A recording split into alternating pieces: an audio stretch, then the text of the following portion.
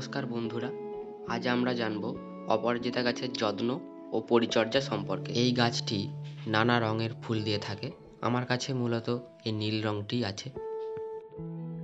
এটি খুব সহজেই চাষ করা যায়, টবে বা ছোট জায়গাতে। এমনকি টব না থাকলেও ছোট পলিথিনেও আপনারা বসাতে পারেন। আমি এই গাছটি একটি টিনের পাত্রতে বসিয়েছি। 50% বাগানের মাটি, 25% গোবর সার এবং 25% বালি দিয়ে আমি মাটিটি তৈরি করেছি। সপ্তাহে একবার খোল পচা জল দিলেই যথেষ্ট। জল দেওয়ার সময় খেয়াল রাখবেন মাটি যেন সবসময় হালকা আর্দ্র থাকে, কিন্তু এতে জল জমতে দিলে হবে না। বর্ষাকালে একটু কম জল দিলেই যথেষ্ট। গাছের শুকনো ফুলগুলি গাছের গোড়াতেই দিয়ে দেবেন। এটা পরবর্তীকালে গাছেরই সার হয়ে যাবে।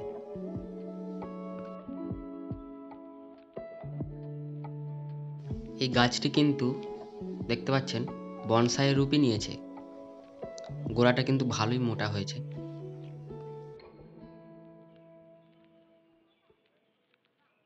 গাছটিকে মাঝে মাঝে ছেঁটে দেবেন। ছেঁটে দিলে নতুন ডালপালা বেরোবে, গাছটা আরও ঝাঁকড় হবে। ছাঁটাইয়ের পর কয়েকটি ডিএপির দানা এবং কিছুটা পটাশ গোড়ায় ছড়িয়ে দিয়ে জল দিয়ে দেবেন। এতে ফুলের সংখ্যাটাও বাড়বে এবং গাছটাও সতেজ থাকবে। আর মেন জিনিস হলো এই সুঁটি। এই সুঁটি যদি গাছে চলে আসে বা আপনি যদি রেখে দেন, এটা বীজ তৈরি হয়ে যাবে এবং গাছটি পরবর্তীকালে দুর্বল হয়ে যাবে এবং গাছটি মারাও যেতে পারে।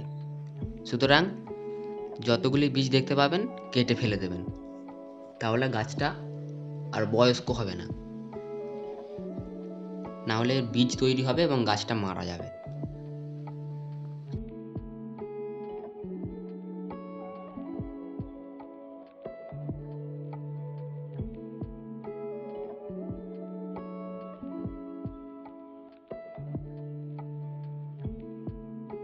এর গোড়া থেকে কিন্তু অনেকগুলোই ডাল বেরিয়েছে, ঠিক আছে? সুতরাং আপনারা কি করবেন, গাছটা যেহেতু অনেকটা ঝোপালো, দড়ি দিয়ে বেঁধে দিয়েছি যেমন আমি, আপনারা একটু প্যাঁকাটি বা কিছু ব্যাকারি দিয়ে বেঁধে দেবেন। নাহলে গাছটা ডালপালা ভেঙে যেতে পারে এবং চারিদিকে ছড়িয়ে যেতে পারে। এই গাছ কিন্তু প্রচণ্ড রোদ ভালোবাসে, তাই গাছটি এমন জায়গায় রাখুন যেখানে 4 থেকে 5 ঘন্টা রোদ পড়ে।